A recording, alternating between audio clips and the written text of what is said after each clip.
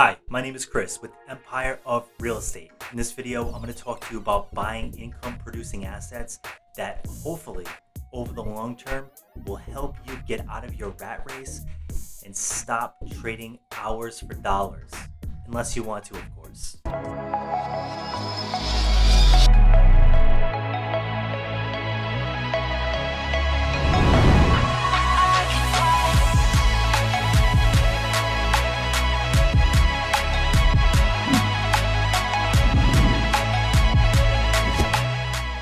Okay, so welcome back to the Empire of Real Estate channel, where we talk about personal finance, entrepreneurship, and of course, real estate. The information on this channel is for you to help you build your own real estate empire and achieve personal financial freedom. So let's talk about it. Income producing assets. Why do people want to buy them? Well, I'm going to tell you a quick story. When I first got into real estate, I soon realized that I can make a lot of money. However, with all that money I was making came a lot of time that I was trading for those dollars. And it became frustrating because although I was making good money and I still continued to make good money with real estate, I learned that I needed to invest a lot of time. And to make that amount of money, I needed to keep investing that time. So over time, I've realized that I need to start buying assets and I need to start buying things that are going to generate income while I'm not working, maybe while I'm sleeping, maybe while I'm at the beach, maybe while I'm on vacation, or maybe while I'm just working, right? So while I'm trading my time for money and making good money and improving and growing, maybe my money can be doing the same thing in the background. And that's a very powerful thing.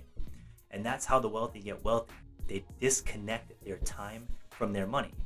And many wealthy people still continue to work, because that's what they love to do, and they want to grow, they want to get better, but they don't have to work. And there's a big difference when you're trading your time for money and you have to do it because you have to make the next bill that's coming in every month. That's stressful. When you're trading your time for money because that's what you love to do and that's your passion, that's a very different situation. So in this video, I want to talk to you about some different things to consider when you decide you want to start buying some assets for yourself and start doing the research. Because again, this is not financial advice. Don't take anything I say on this channel as financial advice. But hopefully this sparks some ideas so you can do the research and make your own choices.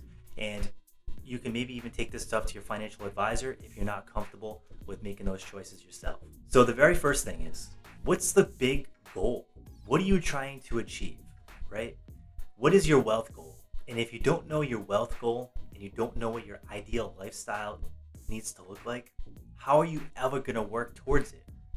How are you going to do the things every day that are hard, that are difficult?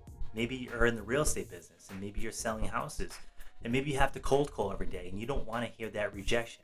Well, if you have a wealth goal and you have an ultimate grand picture in mind, it's going to be a lot easier to go through that rejection and all those hard days of grinding. So find out what that wealth goal is. Maybe it's $5,000 a month so you don't ever have to work again and all your bills are covered by your assets and your passive income. Or maybe it's something much bigger. Maybe you want $30,000 or $40,000 or $50,000 a month in passive income. But until you find out what that goal is, it's going to be very, very hard to achieve it, because without direction, there's no way you can discover which road is right for you. So you need to figure that out first. Dive into what really matters to you and what motivates you and what your ideal lifestyle really looks like. That way you can pick the right assets and you can pick the right assets to buy for you. The second thing is, how much risk are you actually willing to take on? So risk is one of those things that you have to really consider, because some people are not comfortable with big risk in investments in assets.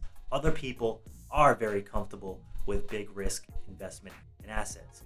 Me personally, I'm a lot more conservative with my own investments because I've lost money before. I know what it's like to work really hard, put my money into an investment and watch it crash. Not fun. One thing you can do to mitigate that though is really dive into it and become an expert, become a seasoned investor. You don't want to just take someone's word for something and go buy it because someone said it's a good idea, because then you're leaving it up to somebody else. And if you leave your financial future in the hands of somebody else, you're playing with fire, in my opinion. So do the research, read the books, pick up the knowledge, because that's what's going to make you powerful. And that's what's going to help you achieve your financial goals. Leaving it up to somebody else is way too risky. The second thing you're going to have to think about is the amount of management that you're willing to take on. So I'm going to give you a quick example. When I buy investment properties, I look for a 15 to 20% cash on cash return. So that means if I was to invest $100,000 into a property, I'm looking to get a return from the rent, profit after all my expenses, of between $15,000 and $20,000 a year. Now, those numbers are beautiful. 15%, that's a great thing. But one thing to consider with rental properties is you're going to have a piece of management there until you can hire a property manager. So if you're not okay with that, then you might want to consider something else. A quick story. I just got a call last week from my tenant, and she said, hey, look, I got water all over my closet and I need you to come figure this out. Well, I spent an hour and a half at that property with a plumber and spent $200 fixing the issue. And that's something that not everybody wants to do. Okay. So while those numbers are really good and while those numbers are really impressive, you have to consider the management that comes with it. Unless you factor your numbers into hiring a property manager, but at that point, you got to really think about it. Although you do have a property manager, you still have to manage the property manager. Now let's go into some really fun ideas. And these are some ideas for you to kick around and think about when you go into your journey of deciding what assets you want to acquire to start generating some passive income and some wealth in your future. The first one, the tried and true, the beast that everybody likes to call landlording, right? Everybody wants to be a landlord. Well, not really, but the smart people do, because becoming a landlord can provide you with financial future, a financial future of abundance, of wealth, of great wealth, of even generational wealth if you do it right. So that's where my cards are. I really like the model. I understand the model. It's something that a lot of people can wrap their head around, and I really, really, really like it. You can add value. You can get money through appreciation. You have leverage from the bank. You have the passivity of it through the monthly reoccurring rents that come in every month. You have a lot of really good things. Also tax stuff, talk to your accountant. You get certain write-offs with rental property. So that's a beautiful thing, right? That's a very beautiful thing, and you get to control the asset. It's something you can touch, feel, see. It's a phenomenal, phenomenal thing in my opinion. But there are other investments out there and different things you can do to generate passive income. So the second one, which is a lot less intensive management-wise, is dividend stocks. So everybody, talks about stocks and getting rich in stocks, and a lot of people have done really well in the stock market. And everybody just thinks that you make money when a stock goes up in value. While that's true in some cases, those are really growth stocks. Those are stocks that you buy, they don't even offer a dividend. But there are other stocks that offer dividends, and what they do is they take a portion of their profit and they pay it out to their shareholders every quarter or sometimes even every month. And you get a little dividend check, or it goes into your brokerage account, and you can either reinvest that and buy more stock, or you can take that and you can spend it on groceries and things like that. Now, over time, there are these things called dividend aristocrats. And what they do is, on average, those stocks, their dividend tends to go up year after year after year. So these stocks have been proven to be really good for a lot of people. A lot of people like dividend stocks. A lot of older people use them to fund their retirement. But again, do the research. If you want to do this method of investing and acquiring assets, you have to do the research. Don't rely on me. Don't rely on anybody else. You have to read the books. You have to do the work, and you have to become a savvy investor, because you don't want to listen to anybody else about your finances, because they're your finances. And at the end of the day, you have to reap what you sow. So let's talk about some other ideas that you might want to consider. Outside of real estate, outside of stocks, there are other income generating assets that you might want to consider.